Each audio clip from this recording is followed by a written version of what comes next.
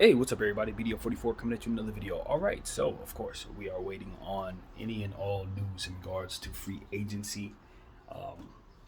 Nothing has been said or done just yet. The only thing that I've heard is that the Philadelphia 76ers may be interested in giving PJ Tucker some type of multi-year deal. So that's one of the more things that's kind of heating up in terms of it's looking like that could be already in the works or what have you. Doesn't necessarily mean that's the case, but when you go through enough summers, you see enough stuff, you can kind of read the tea leaves on certain things that look like they're already done. That one seems that way, just to me. But that might not be the case. Also, of course, waiting on news on Kyrie. His situation is being explained all over ESPN as it pertains to the options that he has in front of him. And it's tough because you don't know who's telling the truth about nothing or what. But judging by what they're saying, I can just repeat what they're saying, and then just that's that. What they're saying is he's up for 36 million, 36.5 million. He can opt into, and if that's the case, he would be able to stay with the Brooklyn Nets on that 1 year. At this point, it's looking like the Nets would be willing to trade him if he were to opt in, and he would be able to have more opportunities to go to more options, different teams, if he opts into that 36.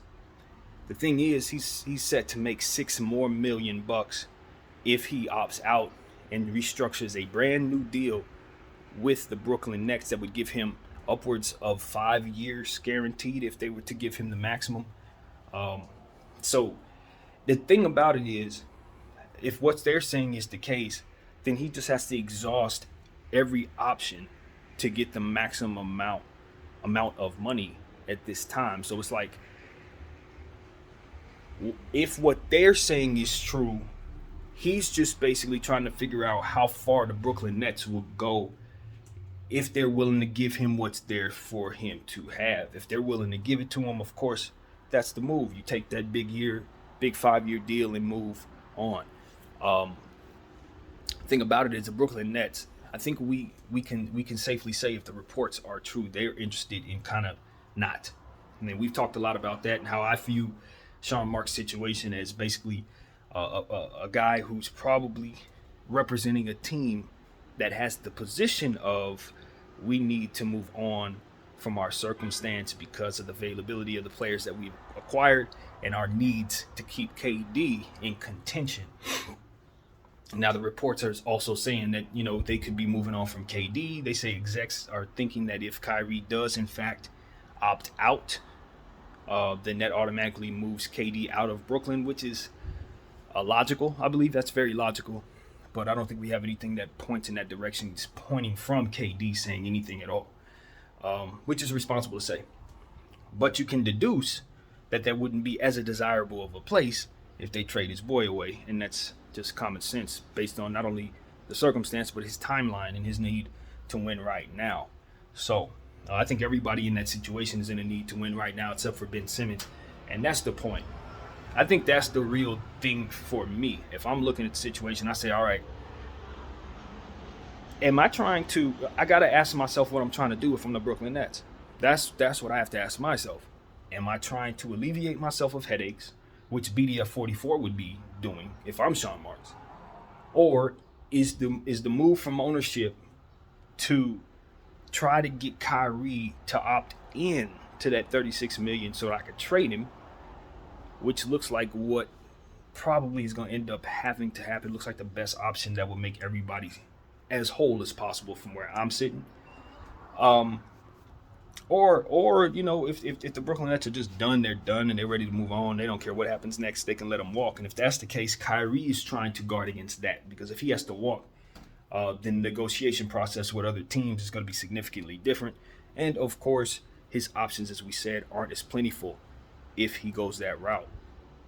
So I know that he sees everything that he sees, and he has his people talking about this on his end in real life. But what I'm saying is, I know he sees what I see, if that is actually all there. I think what he would have to do is just try to figure out if he can get that 5 years. You know what I mean? And so that's what this is about, is a waiting game, because the extension for him to figure out whether or not he needs to do that is 7 days from now. So between now and 7 days, it's just about waiting on the Brooklyn Nets to mull over whether or not they're going to give him that 5 years. And this time period also helps him figure out what he wants to do in regards to the options in front of him. So it's no rush, I don't think, in regards to himself. It's just about making sure you exhaust your desires for your career, I think, but also in the game of negotiations, making sure you get your best opportunity to get your money. Yeah, so we wait that out. I think that situation is going to ultimately work itself out, because even though there's not a lot of suitors, if he were to opt out, because that's the tricky part. If you're Kyrie, you get your 36.5 for 1 year, trade the Brooklyn Nets, trade that contract to wherever, and then from there, you're only on the hook for 1 year. You're essentially an expiring contract, if my understanding is correct. So that changes the dynamic of what it is that you're expecting to have happen this upcoming season, because if you go into the wrong situation, you could find yourself on a different team 3 months from now. That's the reality that I see based on the circumstances he's in, especially with the reputation and them running their mouths the way that they do about him and his choices. It leaves him with even less of a stranglehold on the situation he gets traded to as an expiring contract. So that's an angle I'm looking at. And I'm saying, how do I, as Kyrie Irving, secure the most amount of years in this contract based on what it is that I have going on with my reputation, and based on what it is I have going on with my desires to play where I want to play?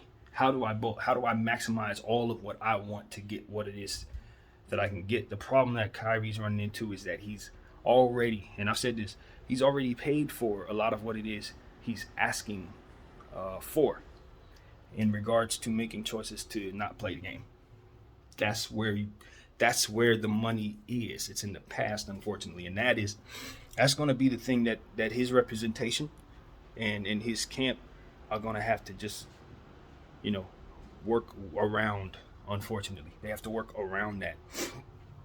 When we make the bed, we lay in it, and that is the bottom line. I think when we make certain choices and we choose other things over basketball, we understand that now that's going to come out of our ability to negotiate from a stronger position, and that is why it's so important to take your job seriously if you're in a situation like this where negotiations are happening around you and above you and underneath you, and you can't possibly know of every single angle that can be used against you and your team and your management group and the company you wear shoes for and all these different things.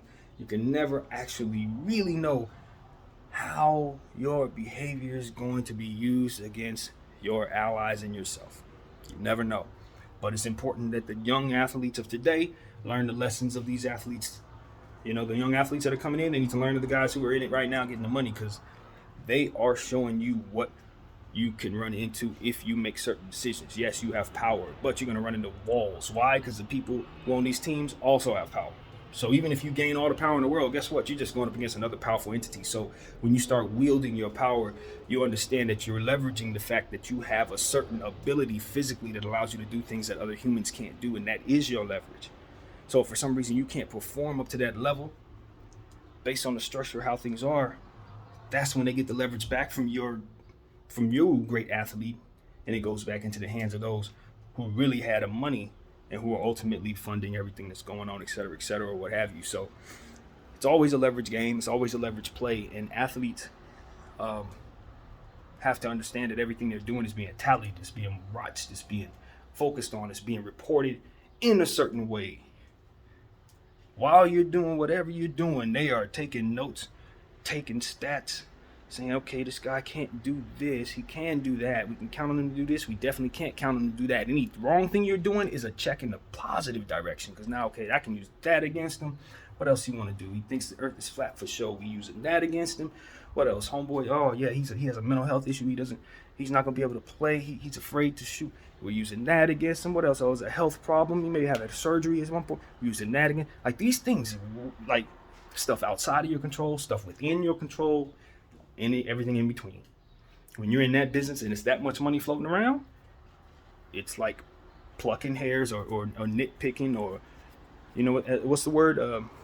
They will go through the pettiest possible way. And why is that acceptable? Because we're judging the highest level of a specific topic. That's why they get to split hairs, because there's so much money involved, there's so much revenue involved, and it's such excellence being dissected. That's why you get nitpicked both on and off the court. That's why it's fair. So it's to be understood. And a lot of times I don't know because I'm not in the world, but I don't know that it benefits some of these different people to school these kids on everything they need to know about this particular aspect. Because if they know all they need to know about this, they have too much leverage. A lot of what it goes on is based on your ignorance. You have to be a certain level of in the dark in order for all of this to fall into place. The more you learn, the more you become like Ron, and that is what the problem is. He knows so much, and he was able to maneuver around their nonsense and their ways, and that's why it's such a problem for them, because now he's like an entity they got to react to. It's too much, and Kyrie's in the middle of it. They're in the middle of it. And to me, from afar, it looked like Kyrie didn't understand a lot of this. He understood that his talent was on demand, and anybody who has crazy talent like him is on demand. And so because they're on demand, I'm on demand, so we all have leverage. Bron got leverage. I mean, I'm not the same as Bron, but if you know what type of talent I actually hold, then you understand I ain't that far away based on the uniqueness of my gift. So it's like I can maneuver too. Hey, I'm going to help this organization, or I'm going to take my leverage, or I think the game should come second to real life things, so therefore I'm going to do that. It's like, the reality is, as you get older and you realize the world works a certain way and you can't do that, it's too late because you've already done it. By the time you realize it was too late to do, simple as that. And that's what I think happened to Kyrie. He was wielding his power and using leverage that wasn't there and making choices that have to be paid for later, and all this piles up. And then you turn around and everybody's looking at you with all that you've done tallied up in a huge folder, and they're saying, this is why we're not going to pay you. And they got the media, and they've maneuvered the whole situation, and the media's behind them because they're in their pockets too, and they're like, yep, we're behind you, you're not getting paid. Why? Because your ignorance worked against you as it pertains to our motive, or what's the word, how you say this? You not knowing the leverage game played into our hands, but it disrupted what it is that we're doing, because we need you to act a certain way. And since you didn't act that way, you caused headaches for us, and you gave us leverage against your future peers who will probably act this way. So we are going to use you as an example and all of your wrongdoings in this folder, and we are going to make damn sure that nobody else does what you are doing again. Not only because it's disruptive, but because we have the leverage to do so. That is what it is, in my opinion. And I think Kyrie Irving is going to pay for everything that everybody else did if he allows it to happen. So this is what I think he needs to do. He needs to get on the next team that he's going to. So me personally, based on the information given to me, the logical thing to do, the most advised thing to do, is to take the 36 at the end of these 9 days, opt into that contract, and do not demand a trade. Do not demand a trade. Stay in Brooklyn. If they trade you, thank you. Get the hell out of there. Right? But do not demand a trade.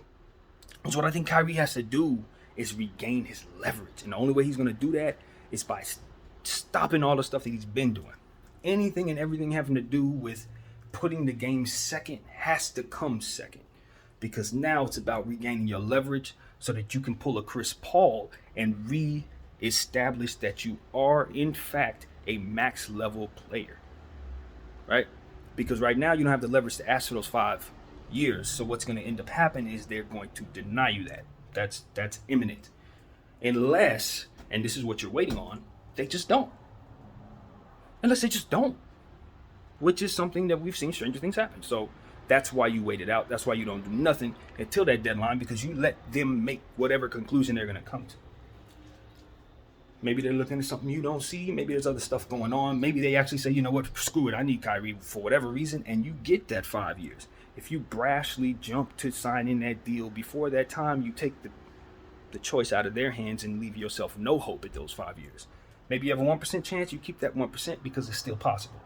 You remove that, it's not there. Simple as that. So that's what this is about, I think.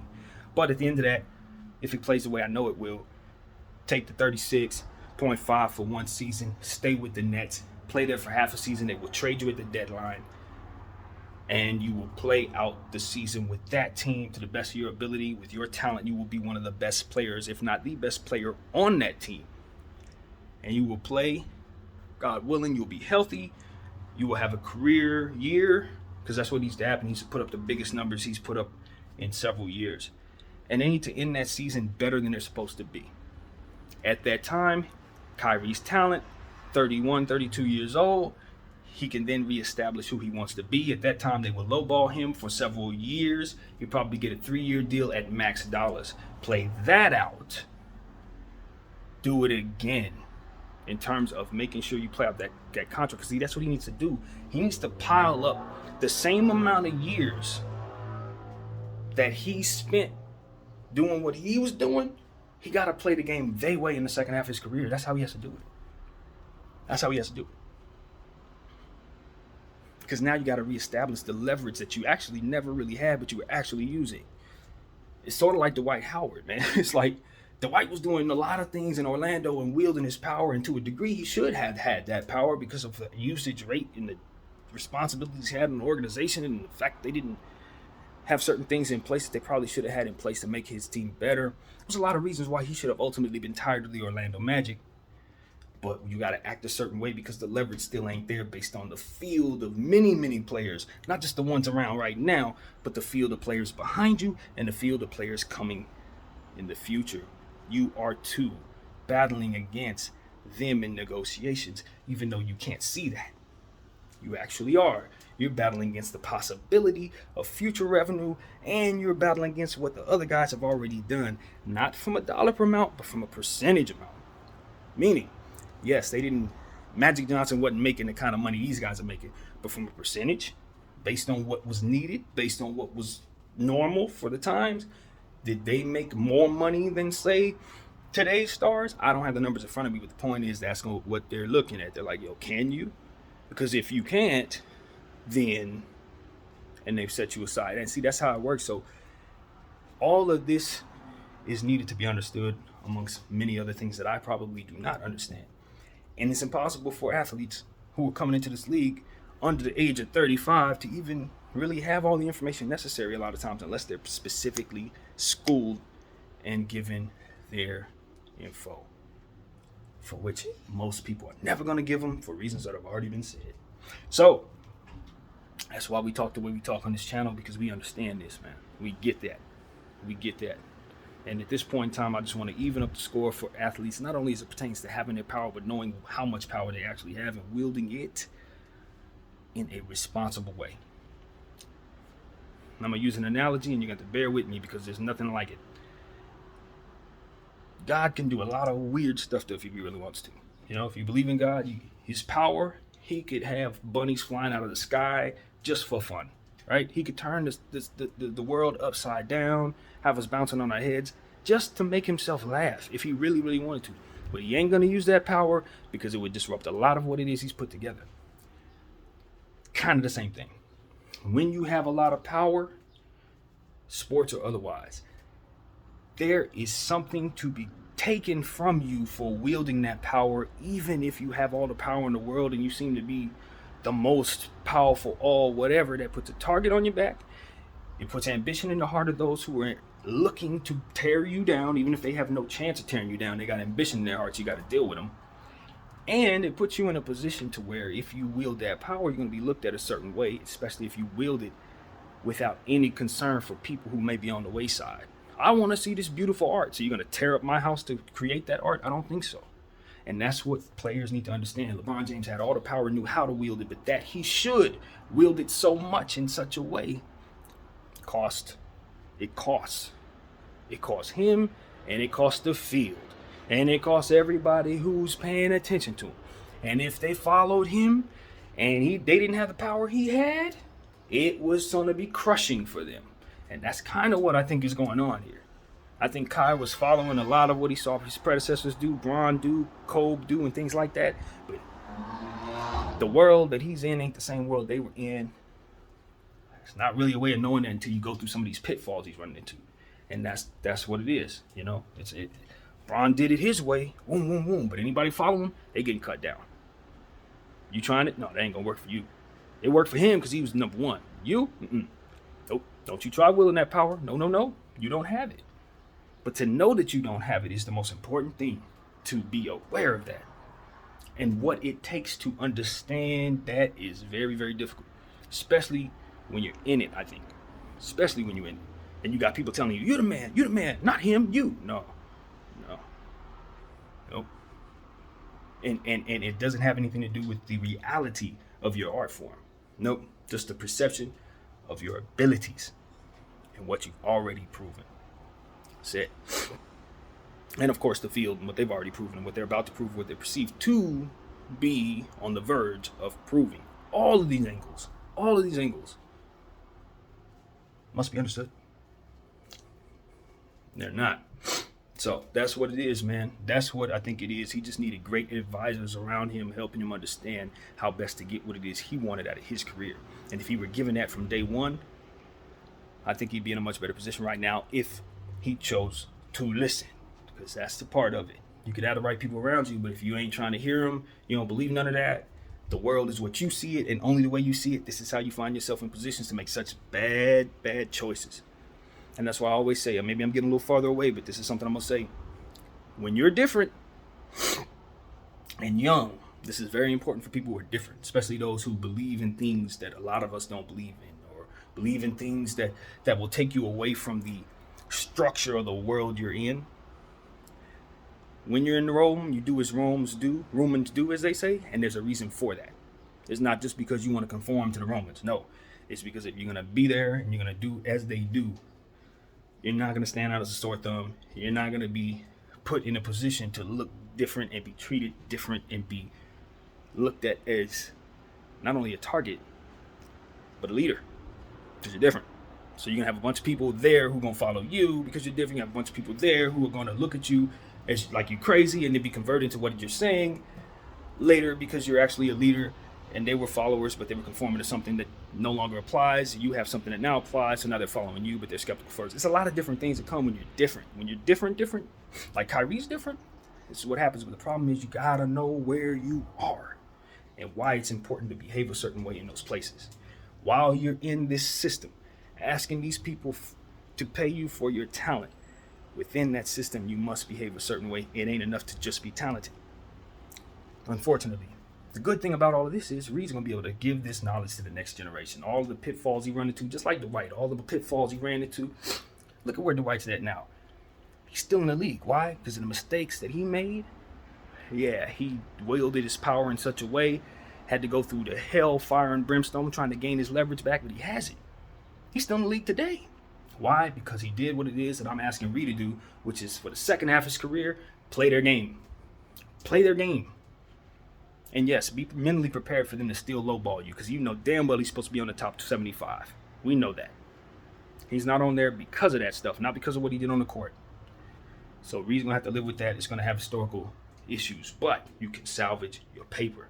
I'm not saying Dwight necessarily salvaged all his paper because he was already paid. He never got those type of contracts again, but they didn't blackball him out of the league. And how and why? It's because he learned what he needed to learn. He stopped what he was doing. He paid his dues. He played in every Bible Belt city there was in the league, and then he found himself with the Lakers to win a championship. That's what happens when you wield your power too soon. Now, if he would have played good little boy in Orlando, things would have gone differently for him. He would have had a much easier path. Judging by his usage rate, I could argue he probably wouldn't still be in the league because they'd have wore him down playing him 40 minutes a game. But that's not the point. That doesn't matter. It's not even part of what we talk about. Point is, this is how it was salvaged. So I think Reed's going to have to play ball, man. I think he's going to have to play ball. I think he's going to have to ignore all of what he learned from his brother Bron and all these people who are wielding their leverage and their power and all that. Because at the end of the day, these boys, you're dealing with them billionaires, they got it too. And the system's set up for you guys to have balance, not for one side to have more power than the other. So anytime that happens and you have that imbalance, then you have the discomfort of having people want to control what you do from here. So at that point, then people want to use their leverage in different ways to try to get that balance back in order. And you, person who creates imbalance, will be the thing they do, whatever they need to do to assure that never happens again. So the example is what I'm saying there, and it is what it is. So that's what I see. I wanted to sound off on that. Again, none of this have to be the case. I'm always looking to speculate and use what I see. If there's more to see, it would change the entire conversation, of course. So that's what it's about, is speculation.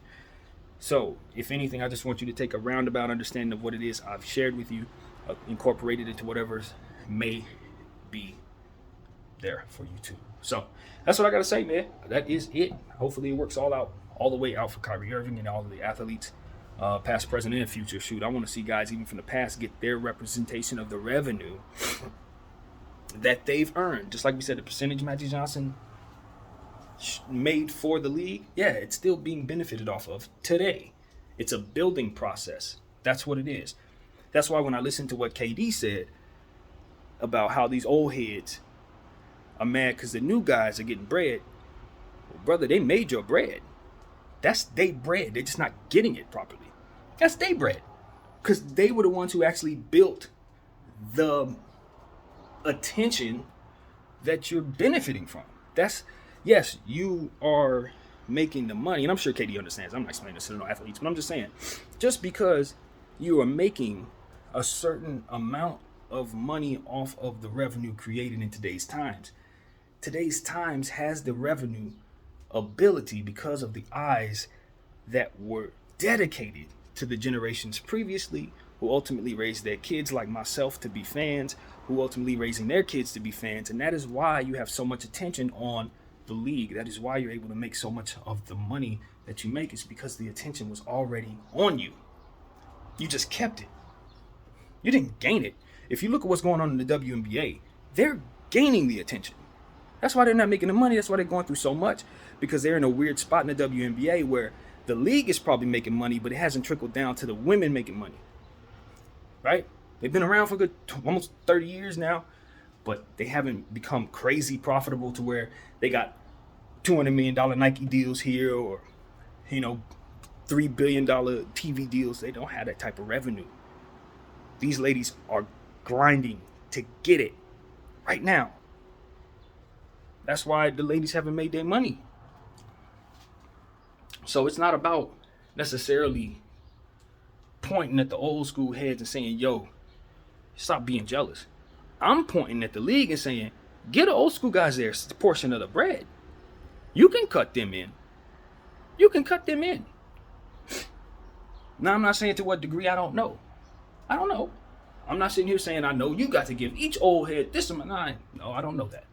All I'm saying is there is no KD's attention and $200 million KD contract without Charles Barkley in a video game back in 1991 saying get the damn ball. That don't happen without that.